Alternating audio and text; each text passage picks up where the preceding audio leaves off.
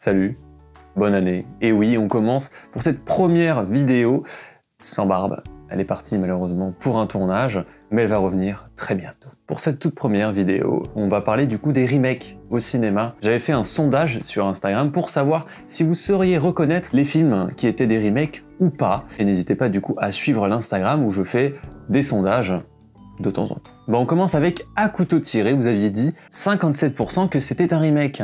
Et ce n'était pas un remake. Film réalisé par Rian Johnson. C'est un film un peu de Cluedo. Vous trouverez en moi un observateur discret et particulièrement silencieux de la vérité. La maison, par exemple, qu'on peut voir dans le film, elle existe vraiment. Elle a été construite en 1890 dans un style architectural néo-gothique. Et elle est près de Boston, si vous voulez aller la voir. On retrouve Michael Shannon qui joue pour la deuxième fois le père de Jaden Martell. Oui, parce que pour la première fois, il a joué son père dans Midnight Special. Il faut savoir aussi que Rian Johnson adore mettre Joseph Gordon-Levitt dans tous ses films, et absolument tous.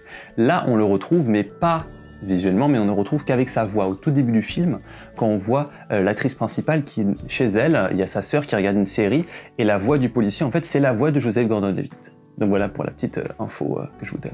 On passe à A Star is Born, et là vous étiez 50-50, vous saviez pas si c'était remake par remake, qui est le remake d'un remake d'un remake. Et oui, ça fait beaucoup. On passe à Scarface avec Al Pacino, et là vous avez été 56% à dire que le film n'était pas un remake. Et en fait, c'est un remake. C'est un remake de 1932 en fait. Et pour la petite info, il y a un remake qui est en train de se faire. Et le remake, il est avec Diego Luna. Est-ce que vous saviez que Steven Spielberg, il était sur les lieux du tournage du film Scarface, et du coup, il a aidé à filmer la scène finale de baston. Enfin, de baston de tuerie, on va dire. Elle va clasher ma vieille Sandrine. Est-ce que vous savez qu'il y a un seul acteur qui est combien dans le film? Bah, c'est Steven Bior. À votre avis, combien de fois on entend le mot fuck dans le film? Eh bien, on l'entend 226 fois. Ça fait une moyenne de 1,32 fois par minute. C'est énorme. Est-ce que vous saviez aussi que Tony Montana, il parle une seule fois espagnol dans le film? Alors pourtant, c'est un film sur des Cubains. C'est bizarre, non? On va passer à Waterworld, un film avec Kevin Costner. Là, vous aviez été 52% à dire que ce n'était pas un remake. En effet, ce n'est pas un remake, c'est une idée totalement originale basée sur un livre. Et pour la petite info, il y a Sci-Fi qui essaye de négocier pour récupérer les droits de Waterworld, en faire une série ou un film. Il y a beaucoup de choses qui ont été dites sur le film Waterworld, mais il y a une chose qui est fausse, c'est que le film a fait un naufrage. Oui, vu que ça se passe sur l'eau, c'est drôle, non? Le film, il a coûté 175 millions de dollars et il en a récolté 264. Donc c'est pas un naufrage. On passe à Alien, et là vous avez été à peu près unanime, 79% à dire que Alien n'était pas un remake. En effet, ce n'est pas un remake. Alien Covenant est un remake, et une suite, et en même temps un reboot. Bref, c'est trop compliqué à expliquer, quoi. Pour la petite histoire, est-ce que vous saviez que la majorité des dialogues dans Alien étaient totalement improvisés? Et par rapport à la scène où t'as l'alien qui sort du ventre de l'acteur, quand il est en train de manger, et bien en fait, les acteurs ne savaient pas ce qui allait se passer. Et par rapport au titre du film, au tout début du film, lors de l'introduction, on voit le titre qui s'affiche avec plusieurs barres. Et le nombre de barres, en fait, est le nombre de victimes, qui est de 6. Tu pourras sortir ça dans les dîners mondains. Ocean 11. Vous avez été 54% à dire que ce n'est pas un remake. Et en fait, c'est bien un remake d'un film de 1961. On peut noter que dans le film original, le Desert Inn, un casino, eh ben, il est détruit dans Ocean 11. On peut dire que la boucle est bouclée. Captain America. Là, ça a été 50-50, remake par remake. Et en fait, c'est un remake d'un film sorti en 1990 et qui a fait un flop monumental. D'ailleurs, je vous prépare une vidéo là-dessus. Avant que Chris Evans refuse 3 fois le rôle, il a été proposé à d'autres acteurs. Sam Worthington, Will Smith, Channing Tatum, Chase Crawford, John Krasinski, le mec de la pub là. Je peux pas aller au Yémen. Je suis analyste financier. J'interroge pas les suspects, je rédige des rapports financiers.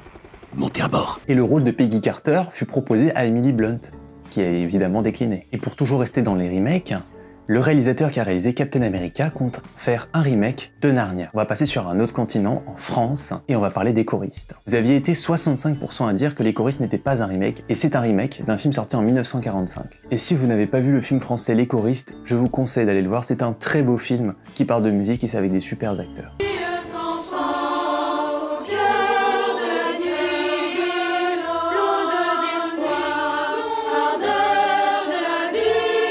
On retourne sur le continent américain avec l'armée des 12 singes. Vous aviez été 67% à dire que ce n'était pas un remake. Et en fait, c'est un remake d'un film sorti en 1962, qui est en fait un court-métrage expérimental français. Oui, L'Armée des 12 singes est le remake d'un court-métrage expérimental français. C'est bizarre, hein. En fait, le réalisateur, il a réussi à convaincre Universal de récupérer les droits de ce court-métrage pour en faire un film. Et il a eu raison. Et si vous ne le savez pas, le titre du film, L'Armée des 12 singes, fait référence au magicien d'Oz, où le roi essaye de convaincre 12 singes de rejoindre son armée. À la demande du réalisateur, Brad Pitt a dû arrêter de fumer pour avoir un personnage plus nerveux et rapide. Et ça fonctionne très bien. $5,000. $5,000. I'll give him the deluxe mental hospital tour. My man. Kid around. The Tourist, vous avez été 58% à dire que ce n'était pas un remake. Et c'est un remake d'un film de 2005 qui est un film français encore. Est-ce que vous saviez qu'avant que Johnny Depp et Angelina Jolie soient choisis pour le film, Tom Cruise a été pressenti, puis Sam Worthington l'a remplacé. Quant à Angelina Jolie, de base c'était Charlize Theron qui a refusé le rôle. L'Exorciste, vous aviez été 54% à dire que ce n'était pas un remake. En effet, ce n'est pas un remake. Et d'ailleurs, un remake a été fait en série et ça n'a pas très bien marché. Est-ce que vous saviez que quand le démon sort de la fille, ce qu'on entend au fond, et ben en fait c'est des cochons qui sont égorgés. Oui, c'est pas très ragoûtant, mais c'est vrai. Vous vous rappelez de la scène où Reagan vomit sur le prêtre? Et ben en fait, il devait vomir sur son torse et pas sur son visage. Le vomi a été mal orienté. Et vous savez qu'à la sortie du film, il y a des fanatiques religieux qui ont dit que ça faisait l'éloge de Satan. Et du coup, l'actrice principale, elle a dû être protégée pendant les gardes du corps pendant plusieurs mois. Et pour finir sur des anecdotes, est-ce que vous saviez que l'actrice qui joue Reagan et celle qui joue la voix du démon ne se sont jamais rencontrées? Charlie et ses drôles de dames, vous avez été 57% à dire que ce n'était pas un remake. Et c'est un remake d'une série datant de 1970. Il y a eu un remake en salle qui est sorti le 25 décembre, que je ne suis pas allé voir et que je n'irai pas voir. J'ai pas d'anecdote malheureusement sur le film, mais tout ce que je peux vous dire c'est que voyez le 1 et le 2, ils sont géniaux. Bonjour les filles. Bonjour Charlie. Orange Mécanique. Vous avez été 81% à dire que ce n'était pas un remake. En effet, ce n'est pas un remake. Mais c'est l'adaptation d'un livre sorti en 1962. Est-ce que vous saviez que l'acteur McDowell joue un enfant de 15 ans puis de 17 ans, alors qu'au moment où il tournait le film, il en avait 27? C'est le film le plus rapide de la filmographie de Kubrick. En un an, ils ont tout fait. Tournage, montage, sortie en salle, tout ça en un an. Est-ce que vous savez que lors de la scène de l'expérience Ludovico, l'acteur, McDowell, il s'est blessé et il fut aveugle pendant un moment. Le Grand Bleu, vous avez été 77% à dire que ce n'était pas un remake. En effet, ce n'est pas un remake. Le film il est sorti au cinéma aux États-Unis, tellement il a bien marché en France, et le titre s'appelait The Big Blue. Et grâce à ce film, Luc Besson il a pu avoir une reconnaissance internationale. Et pour rester dans les traductions, le film Nikita par exemple, il sortit sous l'appellation La Femme Nikita. Et pour Léon, The Professional. Les Américains aiment bien changer les titres, pas qu'en France aussi un petit peu. D'ailleurs, un remake de Nikita a été fait en série en 2010 et ça s'est arrêté en 2013. Pour revenir au Grand Bleu, le tournage fut physiquement éprouvant pour les acteurs comme pour l'équipe technique. Ils ont fait une quinzaine de descentes sous-marines par jour et les comédiens n'avaient pas de doublure. D'ailleurs, Jacques Mayol était sur les lieux du tournage pour aider Luc Besson à rendre la chose plus vivante et plus réelle pour des plongeurs. Et pour parler des Césars, en 1989, le film a été nominé 8 fois, dont meilleur film, meilleur réalisateur, meilleur acteur, etc. Et le film est reparti avec 2 Césars, dont meilleur film et meilleur son. Ah, tu sais à quoi on reconnaît un Belge dans un sous-marin? Eh bien, c'est le seul qui a un parachute.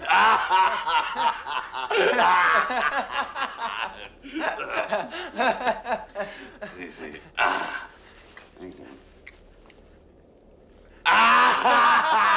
Incassable. Vous avez été 68% à dire que ce n'était pas un remake. En effet, ce n'est pas un remake. Est-ce que vous savez que le réalisateur il fait des caméos dans absolument tous ses films? Eh bien non, celui-là ne fait pas exception à la règle. Il joue un homme qui est suspecté par Bruce Willis d'être un dealer et ça se passe dans le stade. Est-ce que vous saviez que Julianne Moore devait interpréter la femme de Bruce Willis? Et au final, elle est partie sur le film Hannibal. Au départ, Incassable devait être le début d'une trilogie, mais pas celle qu'on connaît. Il devait y avoir Incassable 2 et ensuite Night Chronicle. Le film n'a pas si bien marché que ça et la production a été arrêtée. En 2015, le réalisateur relance le projet, puis en 2017 sort Split et en 2019 sort Glass. Forrest Gump. Vous avez été 92% à dire que ce n'était pas un remake. En effet, ce n'est pas un remake. Est-ce que vous savez que c'est le premier film où on voit aller Joey Osment, le garçon dans IA, Intelligence artificielle de Steven Spielberg? Sally Field, qui joue la mère de Forrest Gump, elle a que 10 ans d'écart avec Tom Hanks lors du tournage. Forrest Gump et son ami Booba, ils ont appelé leur bateau Booba Gump.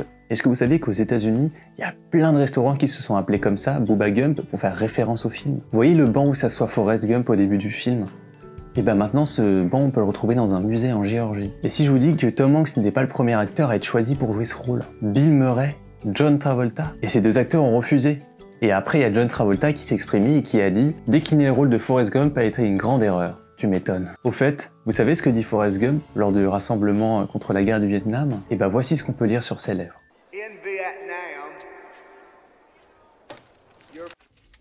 Quelquefois, quand les gens vont au Vietnam, Ils rentrent chez leur maman sans jambes. Quelquefois, ils ne rentrent pas du tout. C'est moche. That's all I have to say about that.